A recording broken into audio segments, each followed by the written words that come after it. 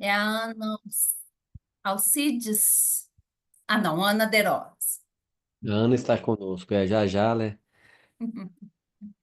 Apresentamos, ela já está acompanhando conosco. Então, Lili, fique à vontade, Lili Nilton. Viviane. Boa noite, pessoal. Sejam todos muito bem-vindos, né, à Oi, nossa live. Com certeza vai ser mais um não, dia incrível, não, né? Para a gente ter muito aprendizado. Para a gente começar, então, né, para a gente abrir os nossos corações, abrir a nossa mente, vamos pedir ao Divino Espírito Santo que nos ilumine. Muito Pai, do Filho e do Espírito Santo. Amém. Vinde, Espírito Santo, enchei os corações dos vossos fiéis e acendei neles o fogo do vosso amor. Enviai o vosso Espírito e tudo será criado, e renovareis a face da terra. Oremos, ó Deus, que instruíste os corações dos vossos fiéis com a luz do Espírito Santo, fazei que apreciemos retamente todas as coisas, segundo o mesmo Espírito, e gozemos sempre da sua consolação por Cristo, Senhor nosso. Amém. Vamos rezar também para a gente iniciar a oração da Sagrada Família. Se alguém tiver ela aí, né, na mão, ou já souber de cor, né? Vamos lá.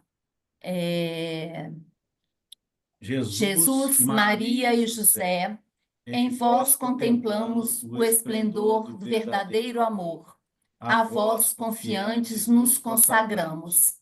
Sagrada Família de Nazaré, tornai também as nossas famílias lugares de comunhão e cenáculos de oração, autênticas escolas do Evangelho e pequenas igrejas domésticas.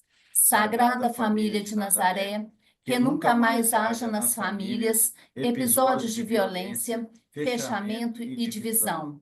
Que quem tiver sido ferido ou escandalizado seja rapidamente consolado e curado.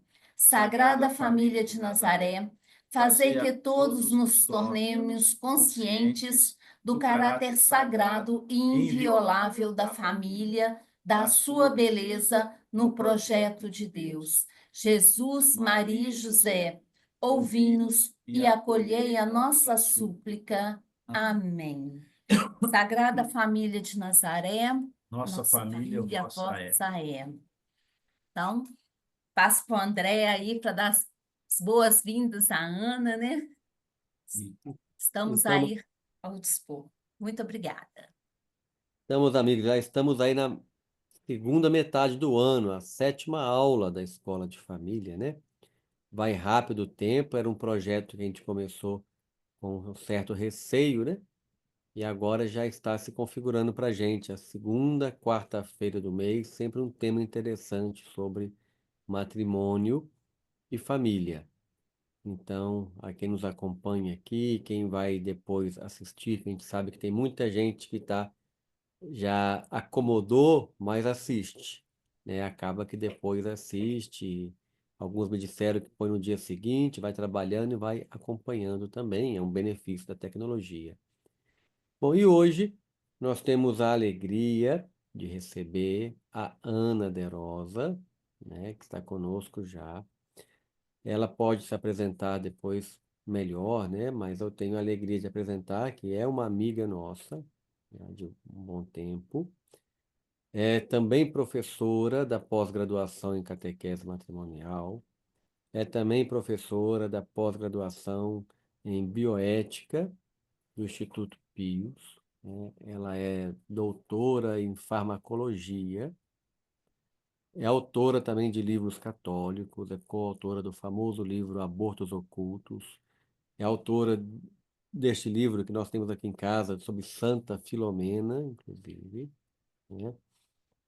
E é agente de pastoral familiar, trabalhou bastante na Arquidiocese de Florianópolis na implantação da catequese matrimonial. Hoje mora na Arquidiocese de Joinville. Então, ela pode se apresentar, né, dar os detalhes, falar um pouco da família, do apostolado, né, e pode conduzir como ela quiser este tema, é um tema super importante. Normalmente a gente faz uma apresentação de 40 minutos, mais ou menos, ou um pouco mais, e abrimos para um bate-papo. Ou também, se ela quiser também fazer diferente, fique à vontade, Ana. Boa noite, seja bem-vinda. Boa noite. Uma alegria estar aqui com vocês. Muito obrigada, né, pelo convite. Para mim é uma alegria, uma honra. E, bom, acho que já fui devidamente apresentada, né? Eu acho que é isso aí que o André colocou, né? Nós seguimos aí no trabalho pela família, pela vida, né? Temos feito aqui as atividades mais assim da área de formação, né?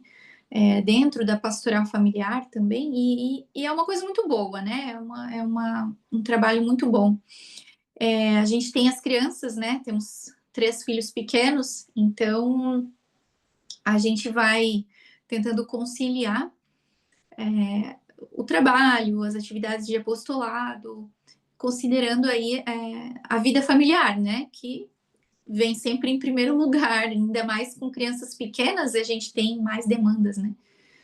Então, mas é uma alegria a gente poder trabalhar aí, né, pelo reino de Deus, né, e também para fortalecer as famílias, né, para, enfim, semear aí um pouco para que as famílias se aproximem cada vez mais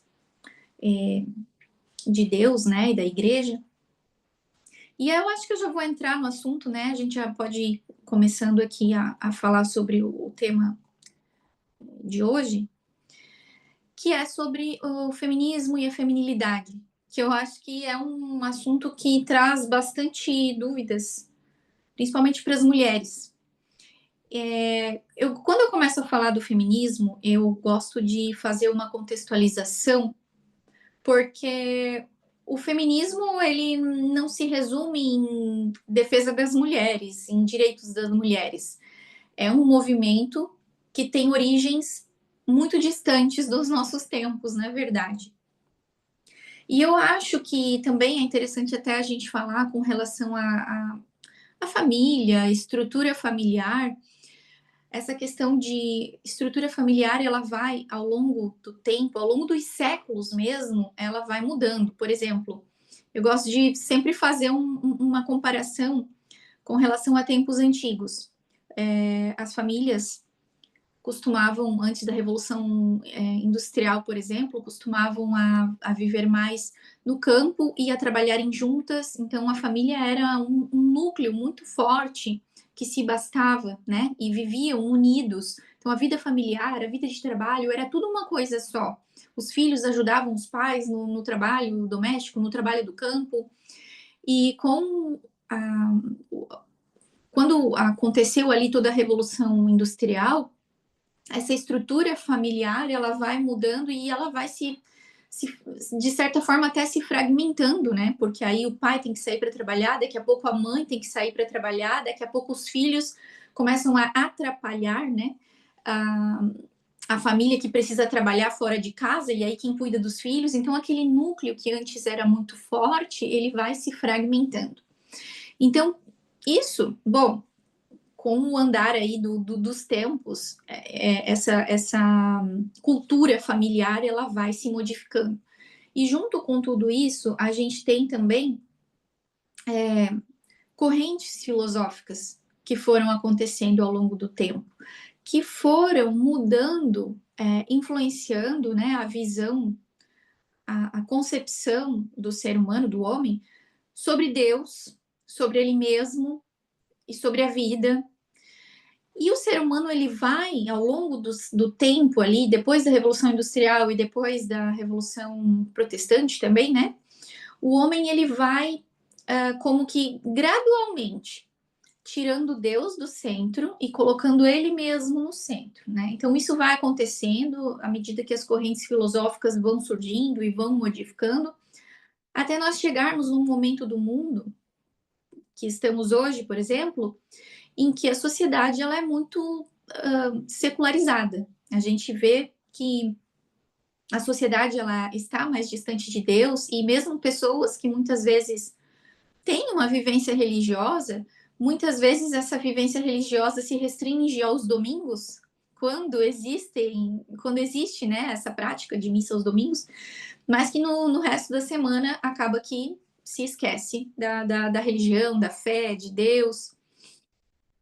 Então, por que eu estou falando tudo isso? Por quê? Porque o movimento feminista, ele é um resultado de toda essa alteração, de toda essa mudança, né, cultural e de correntes filosóficas que foram surgindo ao longo aí dos séculos, né? Não digo nem décadas, mas séculos mesmo, ao longo dos últimos séculos.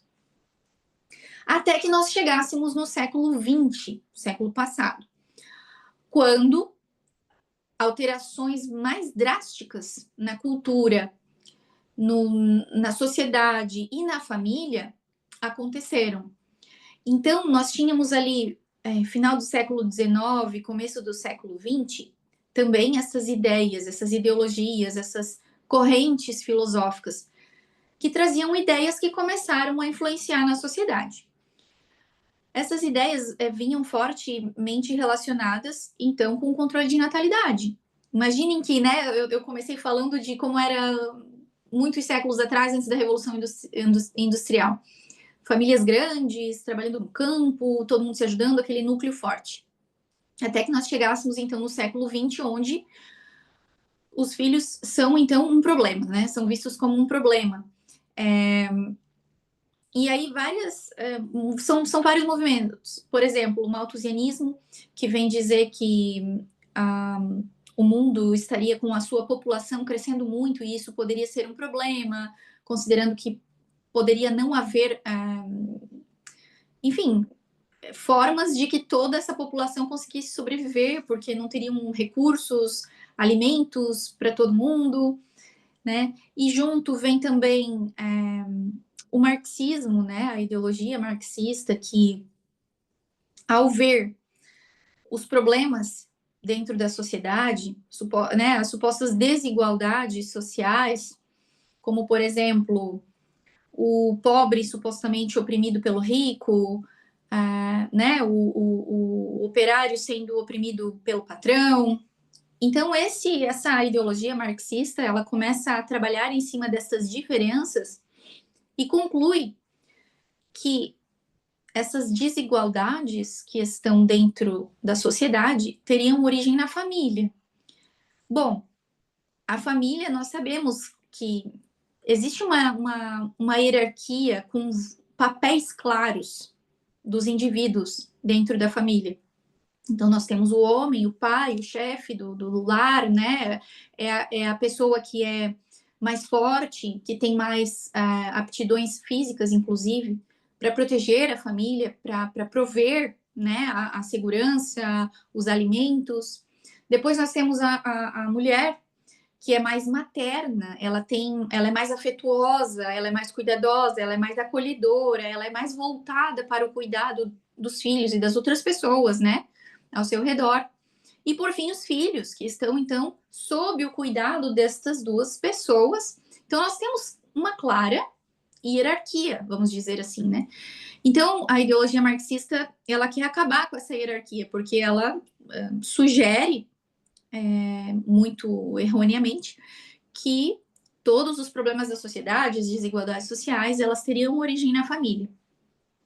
É aí que entra o feminismo, porque a gente pode pensar que o movimento feminista surgiu para, de fato, solucionar os problemas das mulheres, que a gente sabe que existe, né? Não estou falando que não tem. De fato, existem muitos problemas que acometem a vida de muitas mulheres. Mas o feminismo ele não surge simplesmente para isso. Ele é, na verdade, uma ramificação de toda essa engenharia, vamos dizer assim, que já estava acontecendo antes. Esse movimento feminista, ele vem para, de fato, colocar em prática essa ideia marxista de que essa desigualdade dentro da família teria que se acabar. Então, a gente vê, é muito, muito comum a gente ouvir que a mulher tem que buscar a igualdade com o homem. Então a gente vai ver no plano de Deus que isso que não é bem assim que a coisa deve ser, né? Igualdade em que sentido? Porque Deus criou o homem e a mulher com as suas identidades e com as suas particularidades. Então, outras citações feministas, então, que a gente poderia usar aqui para deixar isso mais claro. O movimento feminista, ele vem para enfraquecer esses laços familiares. Só que aí ele age em quem? Ele age especificamente na mulher. Então ele traz essa ideia de que a mulher tem que buscar os seus direitos, buscar a sua igualdade, e vai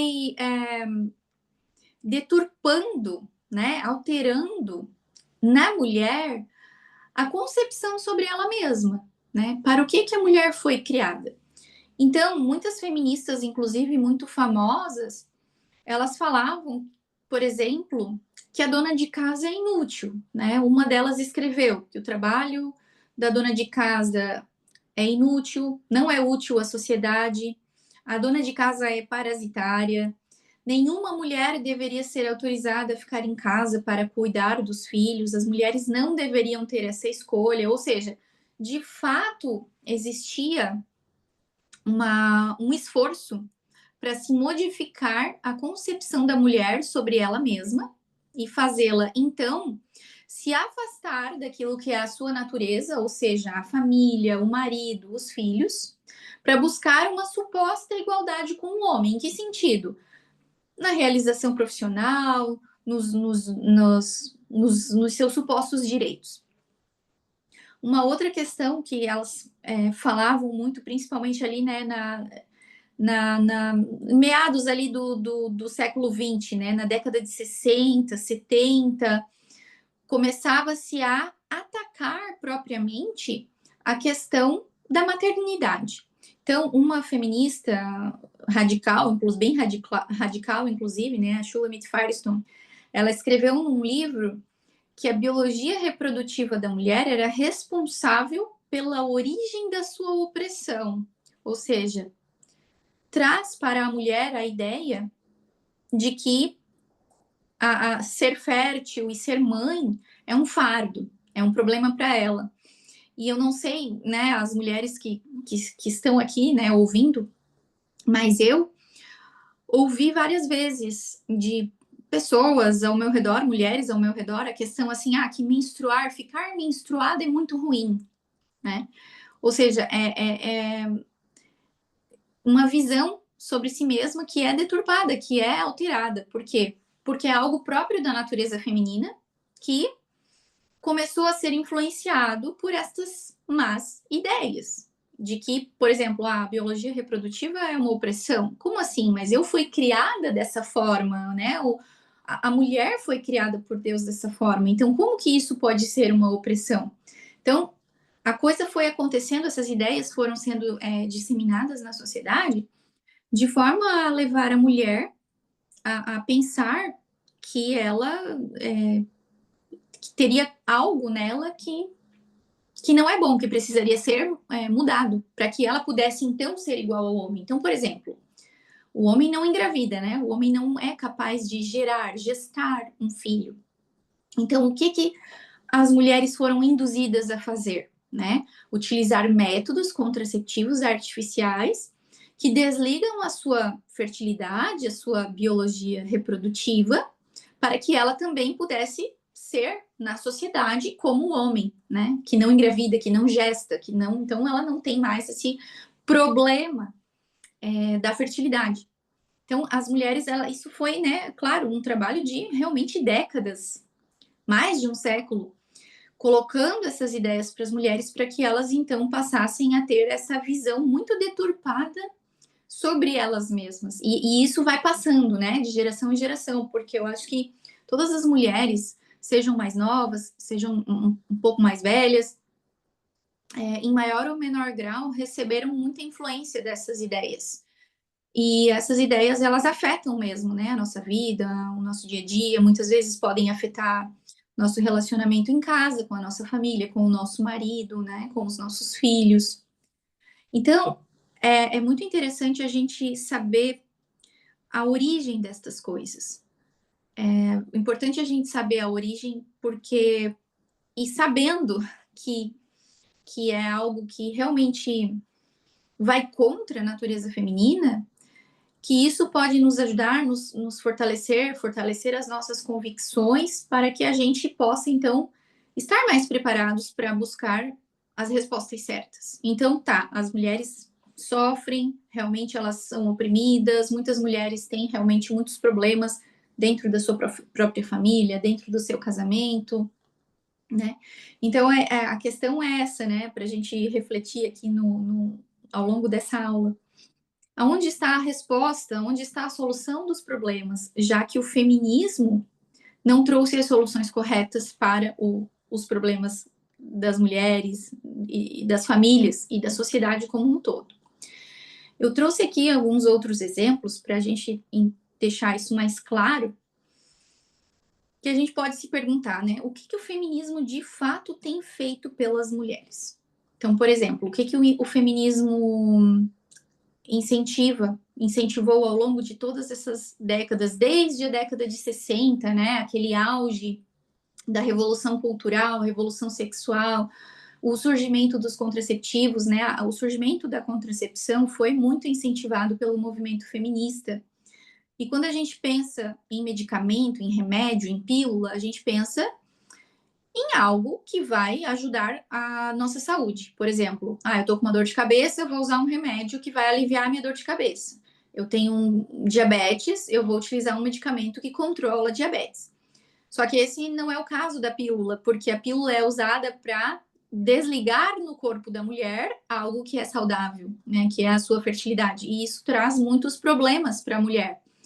Todo mundo sabe os efeitos colaterais dos contraceptivos a nível físico, né, trombose, problemas cardiovasculares, problemas relacionados à saúde psicológica, depressão, alteração de humor, né, além dos problemas espirituais e morais, né, que aí teria muito mais coisa para ser dita, né.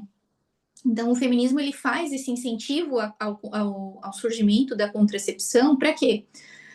Para buscar colocar em prática aquelas ideias lá anteriores, né, marxistas, que incentivavam a igualdade, né, incentivavam que se acabasse com toda a hierarquia que existia, né, na família, no caso, entre homem e mulher, fazendo com que a mulher, então, se tornasse igual ao homem. Uma dessas formas de igualdade seria com relação à fertilidade. Então, elas mesmas falavam que a fertilidade da mulher era uma opressão para ela mesma. Então, elas mesmas vêm e incentivam o surgimento de uma pílula que não ajuda na saúde da mulher, né? Ao contrário, ela prejudica a saúde da mulher. O que mais que a pílula, o que mais que o feminismo incentivou? Liberdade sexual, como sinônimo de felicidade. Busca por carreira de sucesso, porque isso seria, então, a realização suprema da mulher, a busca por carreira. Então, muitas mulheres acabam adiando o casamento, adiando a chegada dos filhos, por causa da carreira. E isso gera muito sofrimento depois, porque a natureza vai sempre falar mais alto, né? E o ser humano foi criado por Deus para ser família e para perpetuar a espécie, né? Falando em termos biológicos, né? Gerar filhos. E quando isso não acontece, por conta de carreira, de sucesso, viagens e todas essas coisas materiais que o mundo incentiva, mais cedo ou mais tarde bate a frustração. Isso é muito comum, né? A gente vê muitos casos de muitas mulheres que depois vêm falar, poxa, eu me arrependo tanto de não ter tido filhos mais cedo, de não ter casado, de ter esperado tanto. Por quê? Porque foram influenciadas por essas ideias. Todas nós fomos, né? Muito ou pouco, influenciadas por essas ideias. O feminismo também incentiva o aborto como um direito, né? Mas se a mulher é criada por Deus, né, com a capacidade de ser mãe, de gerar filhos, já fica muito claro que o aborto é algo que fere, não é um direito, mas de fato causa uma ferida na natureza feminina. Por quê? Porque ataca algo que é próprio dela, que é a sua fertilidade, a sua capacidade de gerar uma vida, de ser mãe. Então, isso gera muitas consequências. Por exemplo, uma grande consequência de toda essa mentalidade, a objetificação da mulher também. Então, a mulher se envolve num relacionamento, fica ali algum tempo, não evolui para nada sério, daqui a pouco aquele rapaz já não quer mais nada com ela, já troca ela por outra, e aí ela foi usada e descartada. Isso é muito comum, inclusive, né, na juventude. Esses relacionamentos superficiais, descartáveis, as pessoas vão se usando e se descartando. Isso gera, como eu já falei, frustração também, né? Esse enfraquecimento dos laços familiares gerou na sociedade um aumento no número de divórcios. Então, se a gente pegar dados estatísticos de vários países, a gente vê que a partir da revolução sexual e surgimento da contracepção, as taxas de divórcio aumentam vertiginosamente. Também a queda na taxa de natalidade, que é um problema, inclusive, econômico até, né, em muitos países, porque os países já não têm mais aquela taxa de, acho que é sobreposição que fala, né, de pessoas que estão se aposentando e pessoas que estão entrando no mercado de trabalho para fazer a economia acontecer. Então, a gente vê que tem muitas consequências que aconteceram em decorrência de todas essas ideias feministas que foram, ao longo do tempo, plantadas na sociedade, especificamente nas mulheres. Então tá, mas aí é que tá, o que a gente faz com os problemas? Se o feminismo supostamente vem solucionar os problemas, mas não soluciona, ao contrário, né, traz mais problemas ainda, o que a gente pode fazer? Qual que é a solução? O fato é que dificuldades sempre existiram. Imaginem que em outros tempos mais antigos, as pessoas viviam em meio à guerra. Tinham membros da família, ou o próprio marido, ou o pai, ou filhos que precisavam ir para a guerra.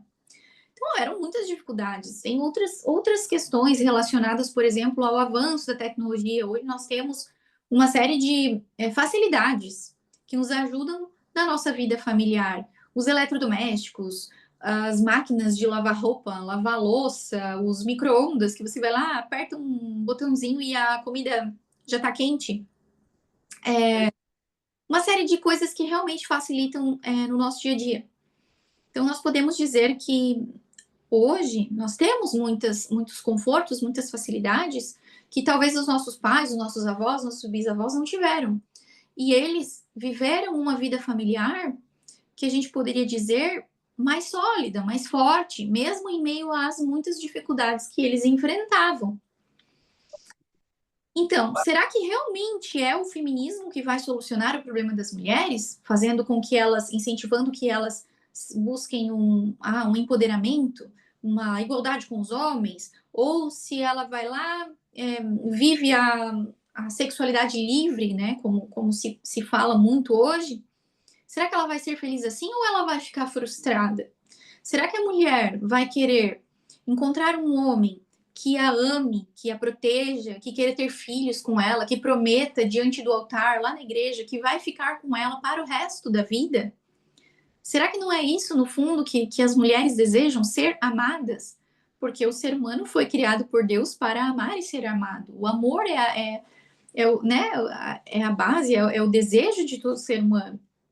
Então não faz sentido a gente pensar que a sexualidade livre, que os relacionamentos descartáveis vão trazer felicidade, porque na verdade não vão. É por isso que a gente hoje tem uma quantidade enorme de mulheres com depressão, com ansiedade, com frustração, porque muitas vezes falta de verdade, né, um sentido de vida, ou falta de verdade o amor. Porque nestas supostas soluções trazidas pelos movimentos, pelas ideologias, muitas vezes o amor não está ali, né? Tá mais o egoísmo. Se não der certo é só separar. Então já incentiva que o homem e a mulher têm ali não foram feitos para ser uma só carne. Não, se não der certo, eu largo esse aqui e procuro outro. Então, todas essas ideias, elas vão, de fato, incentivando um comportamento que é aquela cultura do descarte. O Papa Francisco falava muito da cultura do descarte. Quando você tem uma pessoa que você usa dela aquilo que ela lhe oferece de bom, e quando não tem mais nada de bom naquela pessoa, você descarta ela como se fosse um objeto. Então, o movimento feminista tem muito disso nas suas ideias. Então, a solução está onde? A solução está naquele que disse: eu sou o caminho, a verdade, a vida. Jesus disse isso. Ele falou que ele é o caminho. Então, ele, de fato, veio para nos salvar, nos redimir, nos salvar dos nossos pecados. Então, diante de uma situação complicada, de uma situação difícil, de um casamento que às vezes não é fácil, diante de desafios na educação dos filhos, diante de situações complicadas no trabalho, diante de, enfim, problemas sociais, o que a gente pode fazer, né? Será que a gente deve ir buscar essas ideias que vão surgindo na sociedade? Ou a gente deve ir atrás daquele que disse: eu sou o caminho? Ele disse que ele é o caminho, então o caminho está nele, né? A vida de oração, a vida sacramental, né? O evangelho, a doutrina da igreja, a vida dos santos, os escritos dos santos. É isso que precisa nortear a nossa vida, as nossas decisões. Por exemplo, né, eu citei ali frases de mulheres feministas que falavam que a dona de casa é inútil. Então, diante de uma mulher que dá esse tipo de sugestão, a dona de casa é inútil e a fertilidade feminina é uma opressão. Então, de um lado eu tenho isso. E do outro lado, eu tenho Santa Zélia, que foi uma mulher canonizada já, né? Já é santa, canonizada pela igreja, que teve filhas, inclusive filhas, né, muito santas, que se tornaram religiosas, e inclusive uma que é doutora da igreja, que é Santa Teresinha. Né? Santa Giana, que é outra grande mulher casada, Santa Rita de Cássia, Santa Mônica, mãe de Santo Agostinho, que passou mais de 30 anos rezando pela conversão do filho e do marido. Para onde que eu devo ir, né? Então, é interessante a gente colocar isso como como algo muito claro na nossa mente. Eu vou atrás daquelas pessoas que estavam muito unidas a Jesus.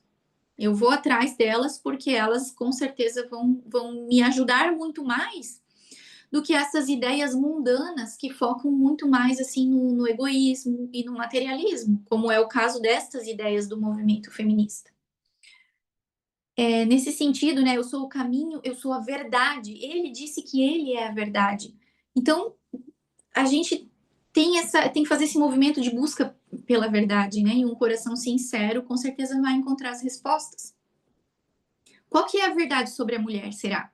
Será que a verdade, até sobre a família, né? Qual que é a verdade sobre a família? Qual que é a verdade sobre o homem? Eu gosto de dar um exemplo bem simples, mas acho que faz sentido. Quando a gente compra um eletrodoméstico, o que a gente faz para entender o funcionamento dele? A gente vai atrás do manual de instrução. E ali a gente entende o funcionamento. E com relação ao ser humano, como é que eu vou saber o manual de instrução do ser humano? Eu tenho que ir atrás do fabricante da mesma forma, né? E quem é o fabricante do ser humano? É Deus. Onde está o manual de instrução? Está na sua palavra, na Bíblia. É muito legal pensar dessa forma, porque também isso nos aproxima de Deus, porque Ele nos criou. Então, para nós entendermos sobre nós, sobre a nossa natureza, a gente precisa se voltar para Deus.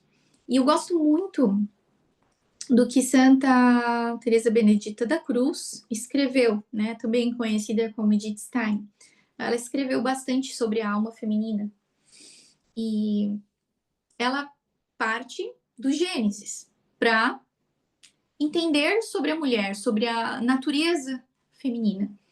E quando a gente vai para o Gênesis, é muito claro, a gente lê que Deus faz toda a criação do mundo. E Deus vai fazendo, vai criando e vai vendo que tudo era bom. Está escrito no Gênesis. Depois ele cria o homem, Adão. E maravilha, né? Tudo perfeito.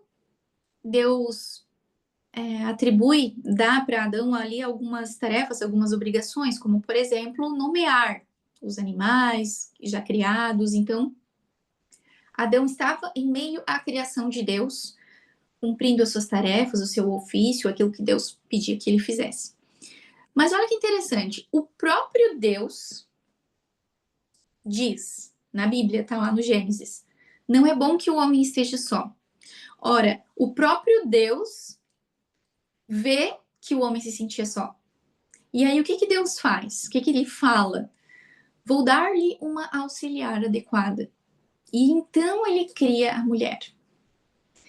É muito interessante isso. É a base da natureza humana. Ele cria a mulher, só que aí ele coloca Adão num sono profundo. E cria a mulher a partir da costela dele, né? Ou seja, ele cria Adão, enfim, do barro, mas a mulher é criada a partir do homem. Isso indica que os dois são iguais em dignidade, porque ela foi feita dele, né? Mas diferentes em identidade, porque ela é diferente dele, a natureza da mulher é diferente. Tanto é que Adão, quando ele desperta daquele sono, ele se depara com a mulher e se maravilha. Então, o Gênesis relata isso. Ora, nossa, agora sim, ele diz, Adão exclama, agora sim, carne da minha carne, ossos dos meus ossos. Então, ele se maravilha com ela, com Eva. De alguma forma, ele, olhando para Eva, olhando para a mulher, ele se reconhece, ele entende quem ele é. É como se a mulher, o simples fato de ela existir, pudesse revelar para ele quem ele é. Então, esse é o plano original de Deus, né? A mulher foi criada para o homem. Para quê? Para ser aquela companheira do homem, aquela auxiliar do homem. E não só isso, para ser também a mãe de todos os seres humanos. Então, esse é o plano original.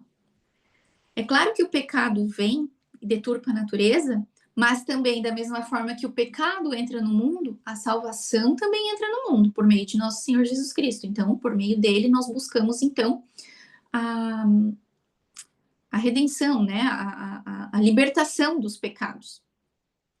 Uma coisa muito interessante que a Edith Stein fala, ela, para entender mais sobre a natureza feminina, ela usa um princípio de Santo Tomás de Aquino. Ele fala que a alma forma o corpo, ou seja, anima forma corporis.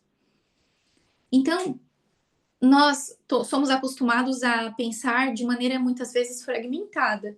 Por exemplo, eu tô com dor na mão, eu vou no médico da mão. Eu tô com dor no pé, eu vou no médico do pé.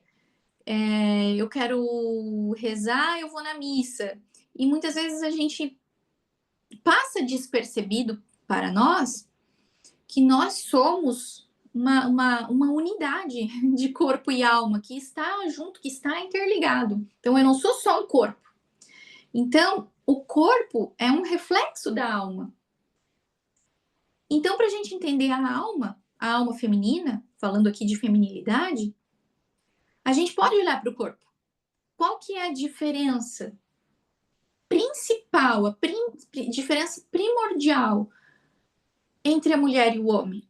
Bom, a mulher tem um útero capaz de gerar vida e o homem não tem. Então, o que o corpo da mulher faz? Pensando no útero, né? Acolhe um bebezinho recém-concebido que fica ali dentro do útero. Então, ali aquele bebezinho vai se desenvolver, ele está protegido, um ambiente protegido. Aquele ambiente tem os nutrientes que aquele bebezinho precisa para continuar o seu desenvolvimento. Então, todo o corpo da mulher está orientado, foi criado para nutrir, proteger, fazer nascer um ser humano, né?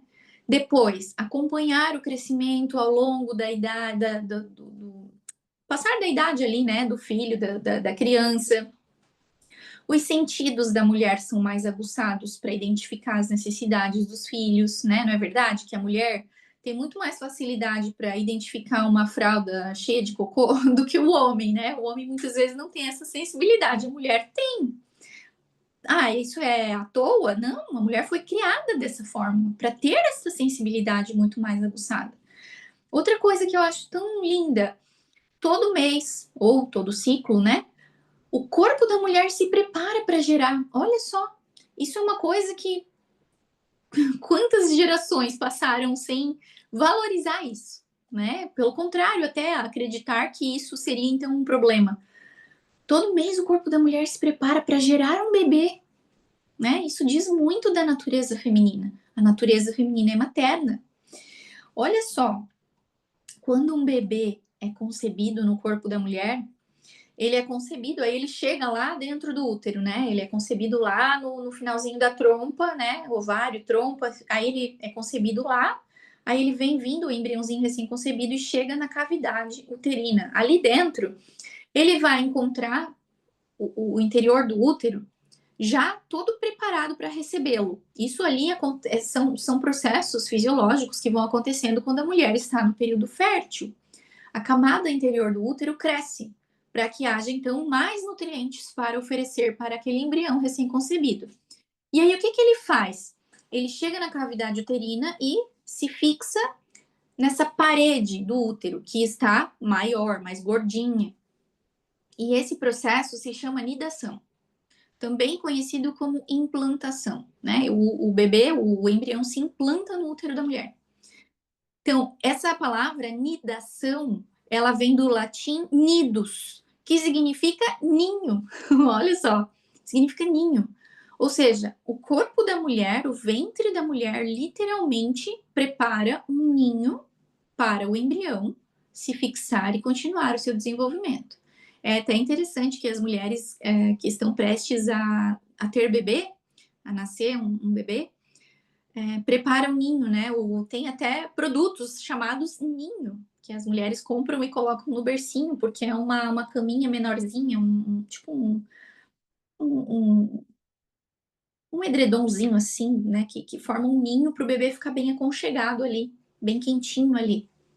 Então, o ventre, né? O útero, o corpo da mulher faz isso. Quando a mulher engravida, antes mesmo de ela saber que está grávida, o seu sistema imunológico baixa. Olha só, outra coisa que eu acho fantástica. Porque quando a gente se depara com um vírus, uma bactéria, o que o nosso sistema imunológico faz? Ele aumenta a sua atividade para expulsar do corpo aquele vírus, né? Aquela bactéria. Então, um funcionamento normal, natural, né? O sistema de defesa do corpo. Só que quando a mulher engravida, acontece o contrário. Por quê?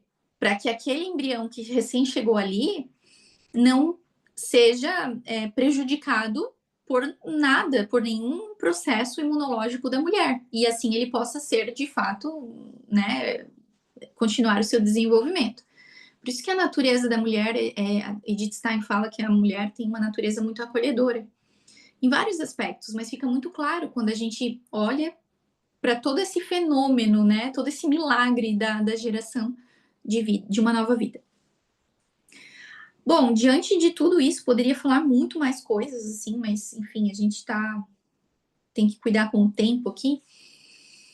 Mas, diante disso, assim, mesmo que resumidamente, a gente já consegue ter uma ideia de como é bonita a natureza feminina. E aí, voltando para aquele princípio de São Tomás de Aquino, que a alma forma o corpo, e se a gente vê tudo isso acontecer no corpo da mulher, então é porque antes a alma dela é assim, porque é a alma que dá forma ao corpo. Então a alma dela é assim, a sua natureza, a sua essência é acolhedora, é materna. Tem estes dons de nutrir, proteger, cuidar, acompanhar o crescimento, né? Claro que a mulher que por algum motivo não teve filhos biológicos, ela também pode exercer e deve exercer essa natureza materna, porque é próprio dela, né? É isso que a gente vê com mulheres que vivem a vida religiosa.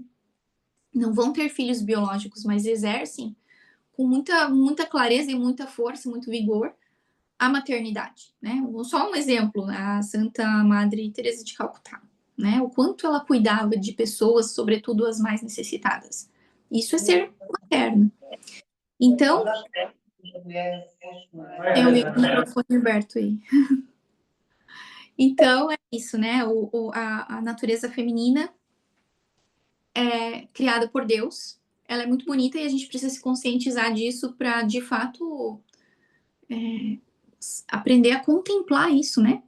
E quando a gente entende essa natureza feminina, né, essas características básicas da feminilidade, fica ainda mais claro perceber o quanto que as ideias feministas, elas são, na verdade, antifemininas, né? Por quê? Como que uma ideia, como, por exemplo, o aborto, né? O incentivo ao aborto como supostamente um direito. Como que isso pode ser bom para a mulher se fere com muita força, né? A natureza dela. Fere a natureza que é materna. Então, não é à toa que muitas mulheres que passam pelo aborto, que cometem um aborto, depois acabam tendo problemas graves de saúde física e psicológica, né? Desenvolvem traumas, inclusive. Por quê? Porque a mulher que cometeu um aborto, ela não atenta somente contra o bebê, ela atenta contra ela mesma, contra a natureza dela, entende?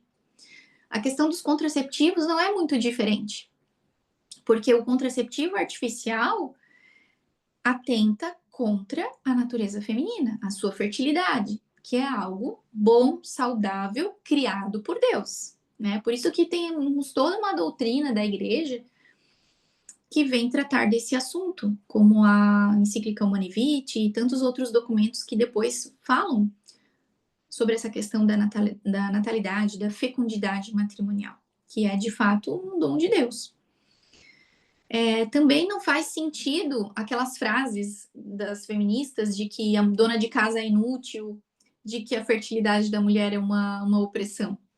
Porque a mulher, sendo, conforme diz o Gênesis, o nosso manual de instrução, a mulher é criada por Deus para ser companheira do homem e mãe dos seres humanos. Então, o trabalho de uma mulher que está em casa, cuidando da sua família, independente se ela trabalha fora ou não, né? Mas se ela entende que esse é o principal, é o primeiro, é o papel dela, primordial na vida dela, não há nada mais útil do que isso para a vida de uma mulher. Colocar no mundo e acompanhar o crescimento de pessoas que Deus quis enviar ao mundo e se serve do casal unido em matrimônio para trazer ao mundo, então, essas pessoas. Então, a mulher tem a Alice von Hildebrand, que é outra autora muito excelente nessa temática, ela fala que ser mulher é um privilégio. Por quê? Porque Deus deu para a mulher a capacidade de gerar vida, de trazer ao mundo uma pessoa. Então, o homem, obviamente, participa junto, mas é ela que tem este privilégio de gerar e fazer nascer e depois acompanhar muito de perto o desenvolvimento de um ser humano. Então, ela coloca isso como, de fato, um privilégio. Então, acho que quis tentar trazer, assim, essa comparação, né, entre o feminismo e a verdadeira feminilidade, para a gente perceber como que as ideias feministas, elas são muito contrárias à natureza feminina e muito contrárias ao plano de Deus, né, para o homem, para a mulher e para o matrimônio. Porque no matrimônio, o casal é chamado, então, a colaborar com ele na sua obra de criação, né? Através da formação da família e dos filhos, né?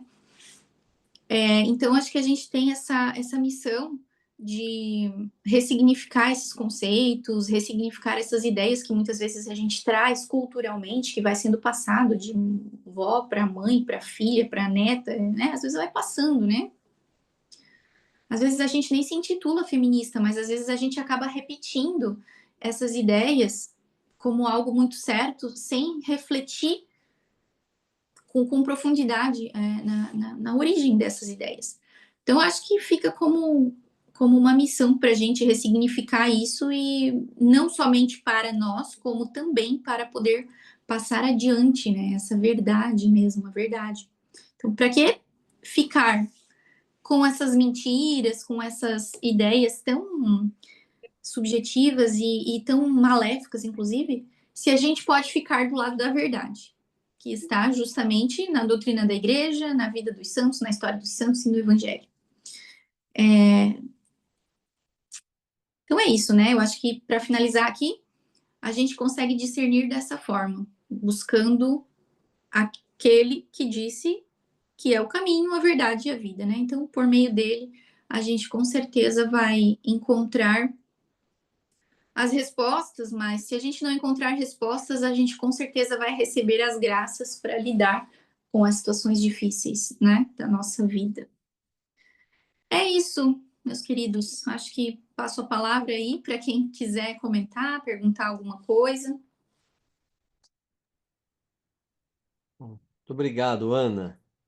Obrigado pela tranquilidade e clareza, né, de tratar um tema que talvez muitas pessoas nunca pensaram, né, nunca se questionaram sobre isso, né? Eu coloquei aqui no chat o Instagram da Ana. Ela tem um trabalho muito significativo, muito bonito com mulheres, né, a formação e também para abrir os olhos, né, das mulheres sobre essa questão atual do feminismo que vem deformar a feminilidade das mulheres, né?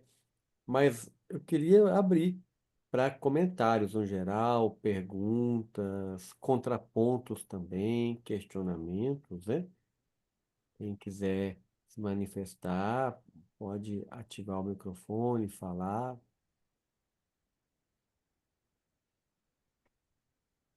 É engraçado que quando a gente entra nesse tema, começa a discutir, né? A gente fala só do lado da mulher. Mas a gente vê que ao longo do tempo também, os homens vêm se transformando também, né? E houve essa movimentação. E hoje o homem, eu sinto o homem muito fragilizado, né? Se a gente quiser fazer uma reversão, falar assim, ó, o homem tem que ser aquele homem de antigamente, aquele homem provedor, aquele homem protetor. E hoje eu acho que ele não se encaixa bem nesse papel também.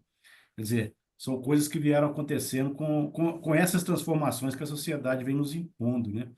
A gente precisa estar muito assim focado, né? E passar isso adiante também, porque a gente está dividindo isso hoje com as mulheres, né? A gente dividiu. Elas conquistaram o seu espaço no mercado, conquistaram o seu espaço na sociedade. E eu tenho notado que essas frustrações têm aparecido e algumas mulheres perguntam, mas por que que o homem não é mais igual aquele homem antigo? Mas é porque nós nos transformamos também, né? A gente voltar a isso vai ser difícil, mas às vezes eu me sinto um pouco cobrado, às vezes. A gente tem que ser diferente e as mulheres também, né? Já estão, já ficaram diferentes. Então, quer dizer, há esse contraponto, a gente precisa trabalhar isso muito bem, né? É, pode falar, André. O que o Nilton está falando, eu me lembro que Dom Antônio Augusto, bispo no Rio de Janeiro, numa conversa com a gente, foi até numa palestra, eu acho, ele falava que ele atende muitos casais em busca de direção espiritual. E ele tem percebido fatos assim, que nem o homem nem a mulher estão mais sabendo quem são, né? Às vezes, as mulheres não sabem, assim, hoje dependem da mãe para tudo, né? Até para fazer um bolo, ou tem que ir numa padaria no sábado à tarde. Sábado à tarde, se elas estão com fome, se o casal está com fome quer comer algo diferente, tem que descer do condomínio, que trocar a roupa, pegar o carro e ir numa padaria, comprar um bolo, porque de casa não vai sair nada. Não espera que a mulher não faz nada. E na hora que eles voltam para casa, se vão tomar banho e vê que o chuveiro está queimado, vai esperar segunda-feira, porque vai esperar arrumar um biscateiro para arrumar o chuveiro, que o homem também não sabe nem onde mexe na resistência do chuveiro. Ou seja, nós estamos engolidos pelo conforto, pelas facilidades e perdemos os papéis. Outra questão que ele falava também. Hoje em dia, os homens também já não querem se casar se a mulher não se comprometer com ele a dividir a despesa da casa. Ou seja, o homem já não quer aceitar o desafio sozinho. Não, não, ela tem que me ajudar. O mundo, vem aquele papo que o mundo está difícil, as coisas estão apertadas e tal. Ou seja, os homens também já não querem muita coisa não, né, Nilton? Também já estão É, correndo. Ai, é a muito tempo. verdade é essa. Essa inversão de papéis, né? Nos colocou nessa cilada aí. E acaba que a mulher fica muito sobrecarregada, né? Porque ela tem. Meu pai falava assim, quando a gente estava para fazer o ensino médio, né? Ele falava assim: vocês vão fazer magistério. E eu falava assim: mas eu não quero ser professora. E ele falava: olha, depois você escolhe o que você vai ser. Mas a profissão de professora te permite cuidar dos filhos e ter sua independência. E aí, eu, muito teimosa, fiz o magistério, mas fui fazer engenharia. E passei logo no concurso para educação. E nunca abandonei a educação, né? Então, assim, você acaba assumindo essa função própria da mulher, dessa maternidade, de cuidar, de estar ali acompanhando o crescimento dos filhos em tempo integral. Você cuida do lar, né? Você foi preparada para cuidar de um lar, mas você também tem que estar estudando o tempo todo, se atualizando.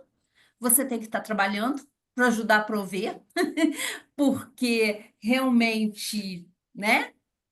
As coisas ficam mais complicadas e você quer a realização pessoal, profissional também. Mas no final da fritada dos ovos, é que a gente fica muito sobrecarregada. Hoje eu estou aposentada, trabalho com outra coisa, por quê? Eu não me permito parar. Eu não me permito. Porque eu fui educada para estar em constante movimento, para estar produzindo. Então, assim, é muito louco. E aí, quando a gente para, eu me sinto culpada de ficar à toa, né? É uma coisa muito louca que a sociedade vai fazendo com a gente mesmo, né? É, aí, Liliane, acontece que as mulheres reivindicavam uma liberdade, como a Ana colocou, ficar em casa é opressivo, ficar em casa é isso, é aquilo. Sai de casa, talvez um trabalho, sim, o trabalho de casa não é fácil, é um trabalho apertado em casa, mas que trabalha para quem te ama e para quem você ama, e você vai trabalhar fora de casa para um patrão, para uma estrutura fria que não quer saber de você, não quer nenhum bem, só quer o seu trabalho, o seu dinheiro. Ou seja, Só a produção. a mulher gritou que ela estava oprimida em casa e foi ficar oprimida na rua. E É, pior, justamente. para quem não tem o menor amor por ela. Ou seja, ela não trocou 6 por meia dúzia, ela perdeu tudo que tinha. E ficou pior ainda, né? O pior é sobrecarregada. Mas, Exatamente. mas nesse contexto aí, eu acho que isso é uma coisa também muito cultural, né? A minha criação também foi muito voltada para realização profissional, né? Eu acho que a gente, enfim, é uma questão muito cultural. Mas eu gosto do exemplo de Santa Giana, porque tem uma diferença, que é uma questão de realização profissional em nome de materialismo e independência, porque essa questão de independência também é algo muito complicado, que tem que ter muito cuidado com relação a isso, porque isso não condiz com a verdade mesmo sobre o matrimônio, né? Porque no matrimônio, quando a gente se casa, a gente tem que buscar essa união que ela é total. Os dois se tornam uma só carne. Então, acho que a gente tem que lutar contra essa influência cultural que a gente recebeu para poder ter isso muito claro, né? Não, eu não quero ser independente do meu marido, eu quero ser dependente dele. Nós casamos para sermos dependentes um do outro, né? E além disso, a questão do trabalho, é claro que hoje, muito por conta também do movimento feminista que incentivou as mulheres a irem para o mercado de trabalho, hoje nós temos uma questão econômica, que é um problema, que é que o mundo, a sociedade, se acostumou com a mulher no mercado de trabalho. Então, a economia se reorganizou dessa forma e chegou num ponto que a maioria das famílias já não consegue mais se sustentar com um único salário do homem, né, do marido. Então, isso aí é uma situação, né? Eu tenho muitas amigas que precisam trabalhar fora, gostariam de ficar em casa, mas não podem, né? Tem muitas mulheres que têm essa situação, né? Acho que cada pessoa, né, cada casal também tem que olhar para a sua realidade e ver o que pode ser feito considerando o bem da família, né? O que é melhor para minha família? Qual é o momento que nós estamos? Os nossos filhos são pequenos, nós sabemos que as crianças pequenas precisam da presença dos pais, precisam de tempo, né? Hoje muito se fala em tempo de qualidade e eu acho que isso é um termo também muito complicado, porque não é só qualidade, não, é quantidade. A criança precisa de tempo de quantidade com a gente também. Então a família tem que saber se avaliar e buscar os meios para priorizar o bem da família. Eu gosto do exemplo de Santa Giana porque ela trabalhava, ela era médica, só que ela não via a medicina como uma realização pessoal e como uma busca por uma boa situação econômica. Ela tinha muito claro para ela a medicina como uma vocação. Então é muito bonito quando a gente lê na história dela, né, nos livros dela, o quanto que ela se doava pelos pacientes, porque ela via Jesus naquelas pessoas, ela queria ajudar, ela queria aproximar aqueles pacientes de Deus, ela queria fazer o bem, né? Era até uma forma de evangelizar, né? Então, não era porque ela queria status, era porque de fato era um chamado que ela tinha de ser médica. E o que ela fazia?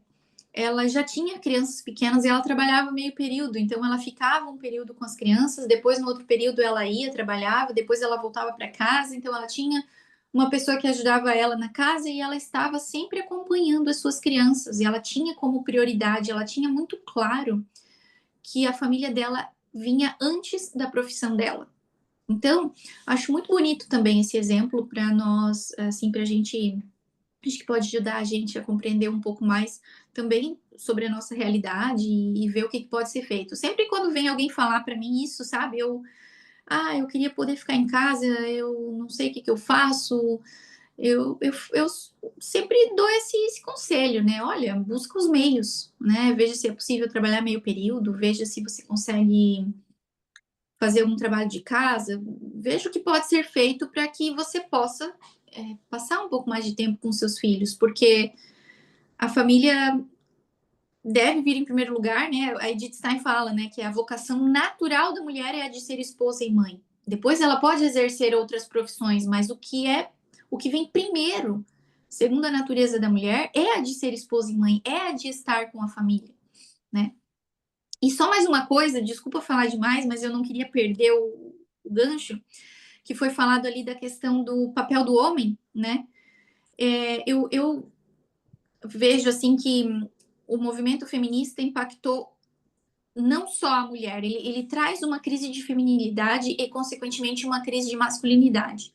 Então, ele se depara com uma mulher que quer ser empoderada, que quer fazer tudo, que se basta sozinha, que não precisa do homem, e isso leva o homem inconscientemente a mudar a sua forma de ver a si mesmo. Por exemplo, bom, se hoje as mulheres conseguem fazer tudo sozinhas, para que eu vou me esforçar para pagar as contas sozinho? Entende? Então, com relação ao homem, né, eu não sei, não daria conselho para o homem, porque eu costumo falar mais com as mulheres. Então, eu vejo assim, eu falo para as mulheres, deixa o homem ser homem, né? Ah, precisa arrumar uma torneira? Deixa ele lá arrumando lavando aquela torneira sozinho, não fica lá dando pitaco, não fica lá dando palpite, deixa ele ser homem, né? Deixa ele fazer as coisas, mesmo que, eu consigo abrir esse vidro de pepino sozinha, mas pede para ele, para que eu vou fazer força se ele é mais forte do que eu? Deixa ele fazer, eu não preciso ficar toda hora provando que eu consigo. Deixa ele fazer, deixa ele ser homem. Então, a mulher, ela tem o poder, até, eu diria, de educar o homem. Então, se a mulher conseguiu educá-lo para que ele acreditasse que ele não precisa mais fazer nada porque a mulher faz tudo, então nós podemos fazer o outro trabalho, o trabalho inverso. Vamos educar os homens para que eles entendam que nós precisamos deles, né? Então, isso é algo bem interessante para a gente trabalhar em nós, na educação das nossas filhas meninas e no apostolado também. Ana, eu queria aproveitar o seu gancho aí da Santa Giana. Santa Giana, que era médica, já fazia essa gestão do trabalho de casa com a prioridade da família. Ela tinha combinado com Pietro, né? Eu tenho um livro das cartas, Santa Giana e Pietro, que trocavam cartas, e naquele filho que ela teve o problema, o tumor, ela morreu, né? Mas ela tinha combinado com Pietro que ao nascer o quarto filho, ela estava sentindo o peso de ficar fora de casa. Então ela combinou com ele que ela ia deixar a medicina até que os filhos ficassem maiores. Ela ia abrir mão. Talvez eu ia ficar uns 10 anos fora da medicina para priorizar a família. Olha que bonito. É preciso ter coragem, né? Então, de saber o que vem em primeiro lugar. Às vezes vai ter que apertar a despesa de casa, vai ter que fazer algum ajuste de fato, né? Mas não é só a Santa Giana que faz isso, não, né? A Ana também tem uma vida acadêmica, né, fantástica, tem doutorado em farmacologia e está dedicando-se primeiramente à família, né, Ana? Conta pra gente aí. Eu fiz o doutorado e logo em seguida a gente casou. E eu até fui atrás de concurso porque naquela época eu pensava em ser professora acadêmica, mas aí eu pensei, mas já vinha a dúvida, né, na minha cabeça. Eu pensava assim, não, na hora que eu ter o meu primeiro filho, vai ser muito difícil conciliar a maternidade com a vida acadêmica, eu não vou conseguir, né? Porque não era aceitável para mim ter um filho e deixar ele aos cuidados de outra pessoa o dia inteiro para que eu ficasse trabalhando. E eu e o Marlon, a gente sempre concordou muito nesse ponto. E ele me incentivou muito também a pausar um pouco a carreira, né? E a gente também foi se apertando ali financeiramente. Logo em seguida, a gente já teve o primeiro filho, né? Uns meses depois, assim, de casados, eu engravidei. E fiquei em casa. Fazia, né? Um trabalhinho ou outro aqui ou ali. Na época, a minha sogra ficava 1 ou 2 tardes com ele para eu fazer algum trabalhinho, alguns trabalhinhos extras, assim, né? Eu trabalhava para a paróquia na época, fazia uns trabalhos para a paróquia, mas, assim, acabei de fato decidindo por pausar ali, né? Deixar a vida acadêmica para mais tarde, né? Enfim, Deus foi conduzindo as coisas de uma forma que eu vejo, assim, por um tempo eu até me questionei, nossa, mas por que eu estudei tanto se depois eu ia parar, né?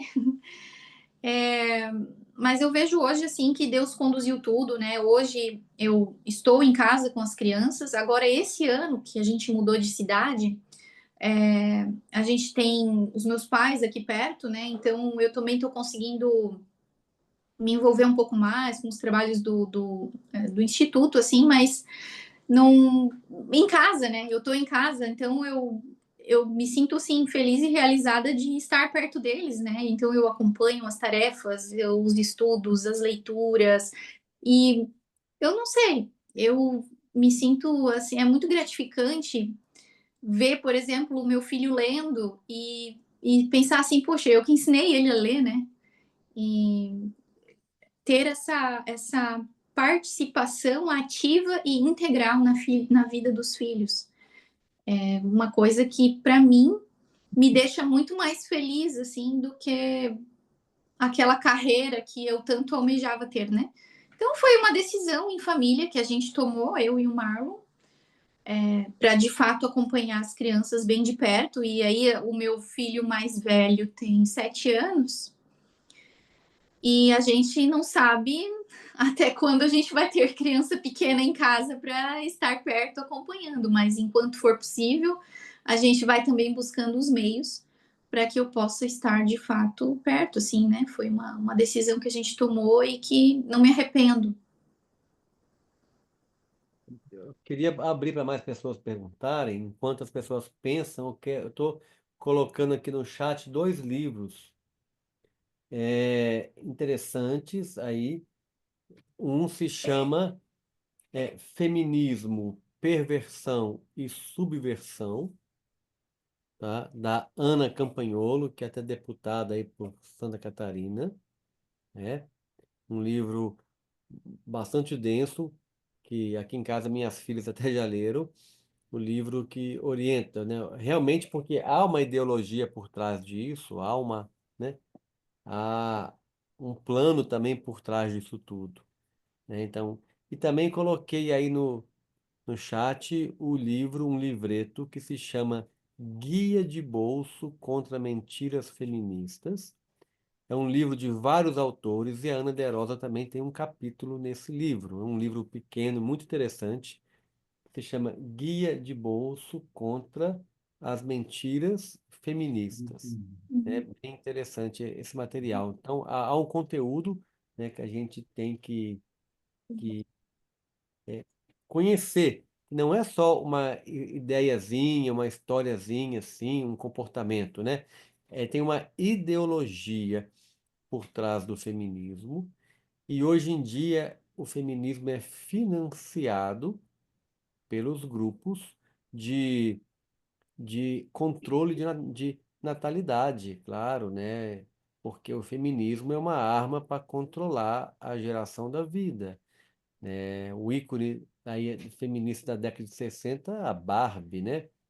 A boneca independente, bonita, dinheiro na mão, carreira, mas que não tinha nenhum compromisso além disso. Tá? Então, talvez alguém queira mais perguntar, mas eu tenho uma pergunta para a Ana me ajudar a responder. Eu sou falador, tá vendo, né? Como uma pessoa perceber se ela é ou não feminista? Né? Ixi, difícil, hein? Eu Eu acho, ignoro checklist.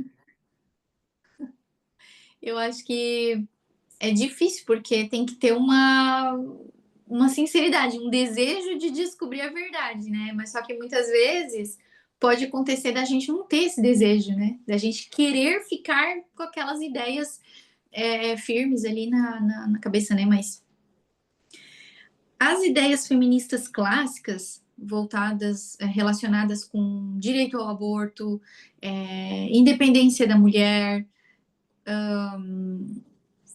divórcio, sabe? Esses temas, né? Esses assuntos, a questão assim de que Casamento foi. tardio. Oi, desculpa, casamento tardio, isso. Casamento tardio. Outra questão, que as mulheres foram muito oprimidas ao longo da história, mas que foi o feminismo que permitiu que as mulheres pudessem ter voz na sociedade, né? Isso é uma mentira feminista. Inclusive, tem um capítulo no livro ali do Guia de Bolso sobre isso também. Então, eu acho que essas ideias bem classicamente feministas, né?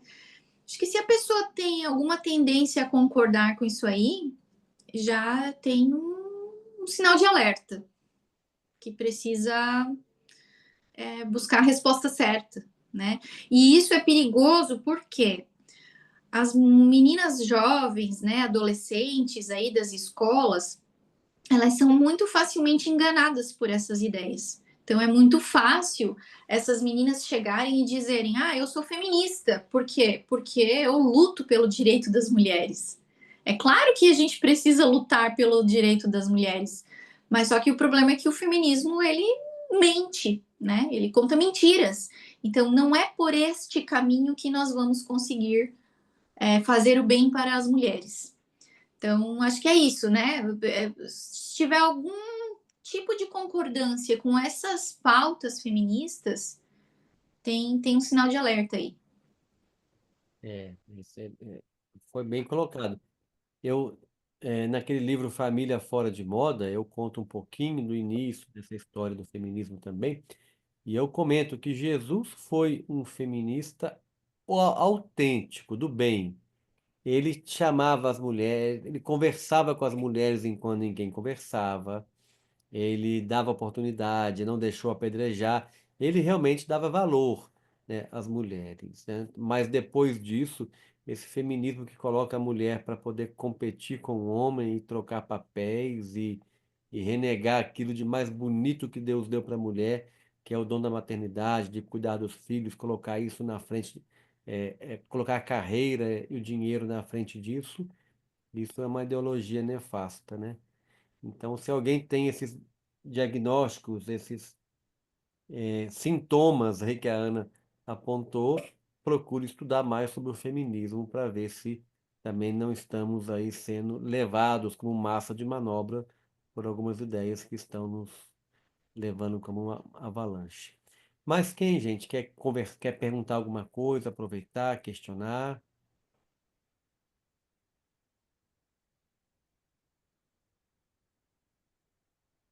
Não? O pessoal fica tímido. Tudo bem. Eles gostam de acompanhar e depois vão ver as gravações. Ah, tem uma mensagem aqui embaixo, deixa eu ver. Ah, o Sidney colocou. Outro livro bom é o Guia Politicamente Incorreto, de Carrie Lucas, né?